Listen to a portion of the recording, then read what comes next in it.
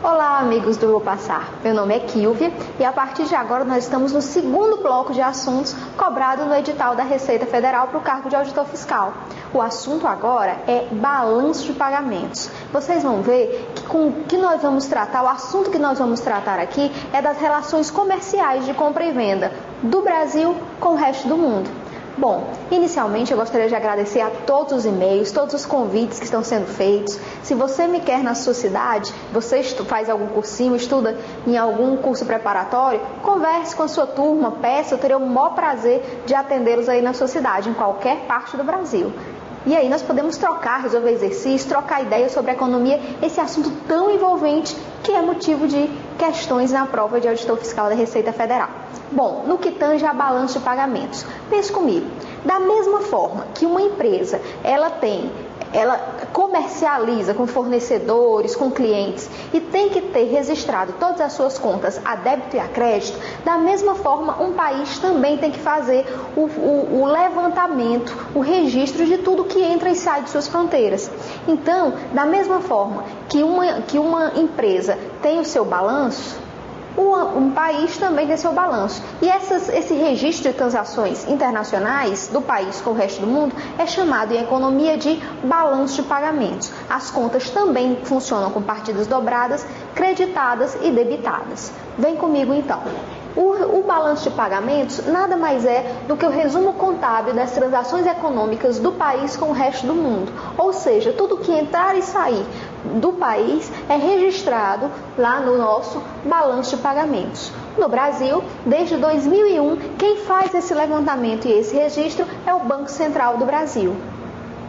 Como eu já falei para vocês, o funcionamento dessas contas, o levantamento dessas contas se dá por meio de partidas dobradas, como vocês estão vendo em contabilidade, estão estudando em contabilidade, as contas serão creditadas e debitadas. O importante que nós saibamos é que toda entrada de divisa, toda entrada de dinheiro, o que é divisa, Kilvia? Divisa é moeda estrangeira. Então, toda unidade de moeda estrangeira que entra no país, a essa entrada é creditada numa conta lá no balanço de pagamentos e vai receber um valor positivo.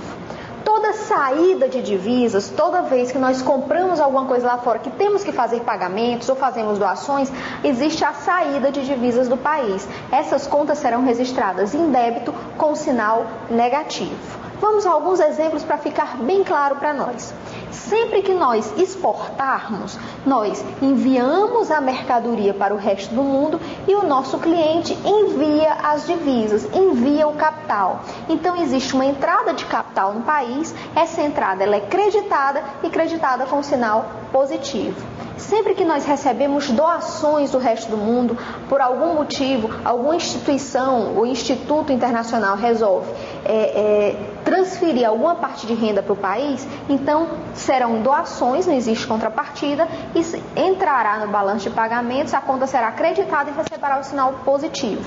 Bom, sempre que nós recebemos empréstimos, também a conta é creditada, é uma entrada de divisas e a conta é creditada, e sempre que nós vendemos ativos nossos lá na Bolsa de Valores, sempre que são comercializados ativos e é feita a venda de ativos, essa conta também será acreditada com sinal positivo, sempre que investidores resolverem investir aqui no país e entrarem com suas divisas aqui para investir no país. Bom, e a saída de divisas, a saída de dinheiro, e quando é que essas contas serão debitadas e receberão um sinal negativo? Sempre que nós tratarmos de importações, o que acontece? Nós estamos comprando mercadorias, bens, apenas bens, comprando mercadorias do resto do mundo. As mercadorias entram e as divisas que estavam aqui no país, elas vão sair. Essa saída de divisas, ela é registrada numa conta de débito e recebe o sinal negativo. Da mesma forma quando nós fazemos pagamento de doações ou pagamento de empréstimos. E também se nós comprarmos ativos no mercado financeiro. Ok? Ou seja, se o país investir em outros países do mundo. Ok? Bom, o importante que nós saibamos agora é a estrutura do balanço de pagamentos. Essa estrutura, ela tem que estar bem solidificada na cabeça de vocês. Como é que funciona, onde estão as contas. Então, o mais importante é você um dia na semana ou outro, sempre que você tiver oportunidade, você olhar, observar, entender como são as contas de balanço de pagamentos. Onde é que estão as contas, onde é que é feito o registro, em que conta é feito determinado registro. Para isso, eu mandei exatamente na aula de hoje, você deve estar aí recebendo junto com a aula de hoje, deve ter um linkzinho da aula de hoje. A primeira coisa que vai ter na aula de hoje é exatamente essa estrutura no balanço de pagamentos. Essa montagem, essa estrutura que estará aí na sua mão, agora a seu acesso, ela deve estar como uma foto registrada na sua mente. E onde é que cada conta deve ser registrada, ok? Então, balanço de pagamentos, o assunto já está disponível junto com a aula. Vamos lá? A estrutura do balanço de pagamentos é essa estrutura aqui. Eu resolvi separar por cores para ficar mais fácil nós entendermos onde as contas estão. Bom, primeiramente, nós temos a chamada balança de transações correntes. A balança de transações correntes, ela é dividida em 3 partes. Balança comercial, balança de serviços e as chamadas transferências unilaterais. Uma outra conta que nós vamos ter é o chamado movimento de capitais autônomos, que é a entrada e saída de capitais de divisas do país. E uma terceira conta é chamada de erros e omissões. Sempre que nós somarmos o saldo das balanças de transações correntes, mais o saldo do movimento de capitais autônomos e o que sobrar de erros e omissões, nós vamos ter exatamente o valor da balança de transações correntes. Se nós, o resultado, o saldo do balanço de pagamentos. Se nós quisermos saber, o saldo ele pode ser positivo ou negativo. Ou seja, o balanço de pagamentos no final de todo o registro ele pode receber um valor positivo ou negativo. Bom, mas nós sabemos em contabilidade que as contas elas têm que fechar. Então, como é que nós fecharíamos a conta de balanço de pagamentos? Então, vai existir uma conta adicional chamada movimentos de capitais compensatórios. São eles que vão compensar saldos negativos ou contrabalançar saldos positivos no balanço de pagamentos. Ok? Preparados para entendermos então conta a conta? Vem comigo. Inicialmente vamos tratar da balança comercial. É na balança comercial que nós vamos tratar das exportações e das importações. Vocês lembram que exportações e importações nós vimos lá no PIB? Pois bem, a balança comercial ela vai tratar de exportações e importações. Qual a grande observação para a balança comercial? É que desde 1968, se não me engano, a balança comercial ela era tratada junto com a entrada de bens, também era contabilizada a entrada de serviços, ou seja, as exportações e as importações eram chamadas CIF. O que é CIF, Kilvin? Significa que todo o custo da transação, o frete e o seguro para a entrada de bens no país ou para a saída de bens no país, elas eram contabilizadas e registradas lá na balança comercial. Hoje, isso não é mais verdade.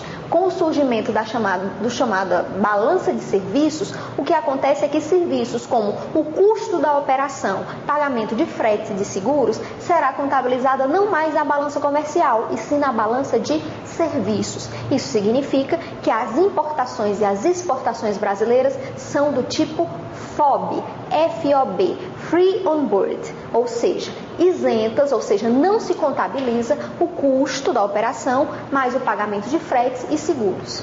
Pois bem, então é a entrada, exportações é a saída de bens do país e as importações é a entrada de bens, de mercadorias no país. Essa é a conta de balança comercial. Bom, seguindo a nossa trajetória, existe a chamada balança de serviços. Na balança de serviços, nós encontramos contas como transportes, fretes e seguros, que antes estavam na balança comercial, hoje não é mais assim. Viagens internacionais e todo o gasto de turismo, o quanto os brasileiros gastam com turismo lá fora, ou o quanto estrangeiros gastam com turismo aqui, isso tudo é contabilizado lá na balança de serviços, na conta turismo. Uma terceira conta são as chamadas rendas de capital capital. Rendas de capital, nós vamos contabilizar lucros, juros, todas as entradas, todas as remessas, empresas multinacionais que remetem lucros para o exterior ou empresas nacionais que remetem lucro para o Brasil, vai ser contabilizado como renda de capital lá no balanço de serviços, assim como o pagamento de juros.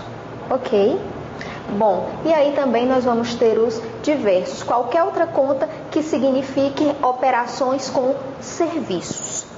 Bom, para finalizar a chamada balança de transações correntes ou as transações correntes do país, temos as chamadas transferências unilaterais. Vocês lembram que quando nós tratávamos de gastos do governo, eu salientei para vocês que as transferências unilaterais do governo com pagamento de aposentadorias, seguro-desemprego, tudo isso eram transferências e transferências unilaterais. O que significa? Significa que não existia a contrapartida disso, ou seja, o governo pagava os aposentados, mas os aposentados não trabalhavam. O que seriam então, para o balanço de pagamentos, as chamadas transferências unilaterais do país com o resto do mundo?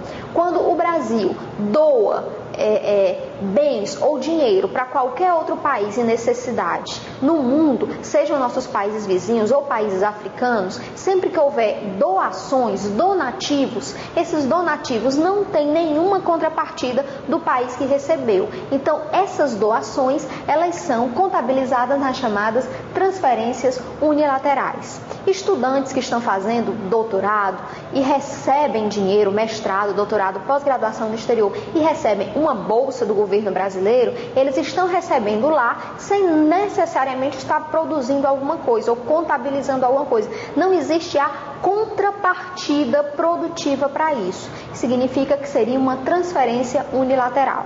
Se você tem um parente no Japão ou nos Estados Unidos ou em qualquer país da Europa que está trabalhando lá e enviando dinheiro para os pais, para a família aqui no Brasil, isso é uma transferência unilateral, porque os pais não dão nenhuma contrapartida a não ser o amor, o carinho, a atenção aos filhos. Então é a entrada e saída de dinheiro, de divisas, sem a determinada contrapartida de bens ou serviços. Isso tudo é contabilizado na conta transferências unilaterais lá da balança de transações correntes, ok? Bom, agora vamos tratar do movimento de capitais autônomos. Sempre que nós tratarmos de investimentos ou reinvestimentos, tudo relacionado a investimento é investimento produtivo, ou seja, sempre que uma empresa estrangeira resolver investir em empresas nacionais ou multinacionais que já estão aqui, pegarem parte dos seus lucros e reinvestirem no aumento produtivo, esse investimento ou esse reinvestimento, ele vai entrar, é um capital, vai entrar na conta capitais autônomos lá no movimento ou no balanço do movimento de capitais autônomos, na sigla investimentos e reinvestimentos. Todos os empréstimos que empresas brasileiras, ou que, na verdade, que empresas brasileiras fazem no resto do mundo, todos os empréstimos e financiamentos feitos a curto prazo, médio prazo ou longo prazo, são movimento de capitais autônomos. Então, são contabilizados no balanço de pagamentos, na sigla empréstimos e financiamentos, lá no movimento de capitais autônomos. Da mesma forma, nós temos as chamadas amortizações. O que é uma amortização? Uma amortização é o pagamento do principal, de parte do principal de um empréstimo feito. Ou seja, sempre que as empresas nacionais resolverem pagar uma parte de empréstimos feitos lá fora, esse pagamento se dará na conta de amortizações. Assim como empresas estrangeiras que pedirem financiamentos ou empréstimos aqui e pagarem uma parte do principal, isso é contabilizado lá nas amortizações no movimento de capitais autônomos. Pois bem, e finalmente nós temos os chamados capitais de curto prazo. O que são esses capitais de curto prazo? Bom, ao longo do mundo, ao redor do globo, existe um capital errante, altamente especulativo, que vai atrás de países que tenham taxas de juros atrativas que melhor os remunerem. Então, esse capital especulativo, ele é um capital de curto prazo. Ele entra no país, essa divisa entra nas fronteiras do país, é registrada a entrada, mas ele entra para se beneficiar de uma possível alta na taxa de juros, para se beneficiar lá no mercado financeiro. Isso significa que essa entrada de capital de curto prazo, ela é influenciada pela taxa de juros interna e aí ela vai entrar lá no movimento de capitais autônomos. E, finalmente, nós teremos a última conta lá do nosso balanço de pagamentos chamada erros e omissões. O que são erros e omissões? Bom, você tem que convir comigo que muitas dessas contas, elas são estimadas. Não se tem o verdadeiro valor que ela deve assumir. Como nós não temos esse valor verdadeiro, significa que muitas vezes nós temos que estimar, por exemplo, o gasto com turismo, com viagens internacionais, ou o quanto é feito de transferências unilaterais. Muitas vezes esse dinheiro ele não é contabilizado em sua totalidade e algumas dessas contas elas são estimadas. Vocês lembram da estimação lá em estatística? Pois é, então é feito um cálculo de estimação.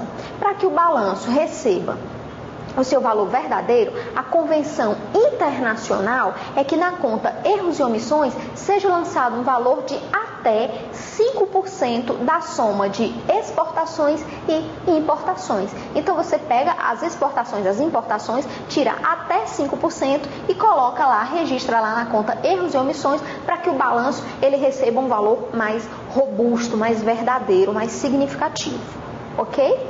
Então, nós temos que a estrutura do balanço de pagamentos nada mais é do que balanço de transações correntes, movimento de capitais autônomos e erros e omissões. Então, o que seria o movimento de capitais compensatórios? Ora, jovens, o movimento de capitais compensatórios nada mais é do que a entrada e a saída de capitais, mas para compensar problemas no balanço de pagamentos. Um deles é a chamada de variação de reservas. A variação de reservas, eu vou explicar na próxima aula como isso é feito, mas de maneira mais simplificada.